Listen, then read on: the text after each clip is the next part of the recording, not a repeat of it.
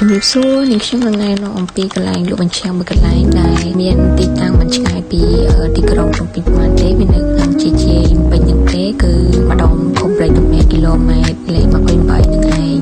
ចឹងពុកម៉ែបងប្អូនដែលជប់សម្រាប់ចុងសប្តាហ៍មិនដឹងថាទៅណាមិនដឹងថាចង់ញ៉ាំអីកន្លែងណាចឹងអាចមកញ៉ាំបញ្ចាំកន្លែងគាត់បានគឺ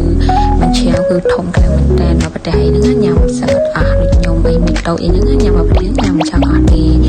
ប្តីខ្ញុំវិញក៏គាត់គិតថាញ៉ាំប៉ុណ្ណឹងល្មមឆ្អែតបើខ្ញុំវិញញ៉ាំប៉ុណ្ណឹងលើសពីឆ្អែតតែបងប្អូនតែទឹកជ្រលក់គេនៅហ្នឹងឆ្ងាញ់ជាមួយនឹងបន្លែគ្រប់មុខមានដូចជាសាឡាត់ជីទឹកសក់ហើយនឹងលឹកភ្លូអីហ្នឹងដែលឯងយើងផ្ទាប់ទៅគឺឆ្ងាញ់ខ្លាំងមែនតើ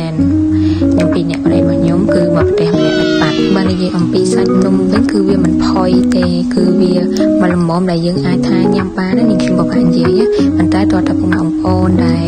គាត់ធ្លាប់ញ៉ាំបញ្ឆាវនេះគ្នាគាត់ដឹងហើយថាបញ្ឆាវញ៉ាំទឹកផុយគឺអត់ឆ្ងាញ់ទេប៉ុន្តែកន្លែងគាត់នេះគឺអត់ផុយទេបងប្អូនគឺសាច់បញ្ឆាវគេអារម្មណ៍ថាវាឆ្ងាញ់ទន់ជាមួយនឹងបន្លែផ្ទាប់ហ្នឹងគឺឆ្ងាញ់ខ្លាំងមែនតើបងប្អូនបើកញ្ចក់របស់គាត់វិញអាចឲ្យយើងអង្គុយញ៉ាំជាលក្ខណៈគ្រួសារបានយ៉ាងអែមតែម្ដងចាប់ពី5ទៅ10នេះក៏មិនចង់និយាយតែកន្លែងគាត់ខ្ញុំខ្លាចថាបងប្អូនរត់ទីតាំងគាត់មិនឃើញអញ្ចឹងគឺគាត់មានដាក់ផ្លាកឈ្មោះថាប្រច័ន្ទរះដែលនៅខុំប្រេកតម្នាក់ហ្នឹង1គីឡូម៉ែត្រលេខ28បងប្អូនកុំឆ្ងល់អំពីផ្លាកលក់ដែលគេដាក់ថាលក់ម្ហូបកំងអីហ្នឹងកុំឆ្ងល់កន្លែងហ្នឹងអីដោយសារតែឡើយបាយជាគាត់លក់បញ្ជាវិញ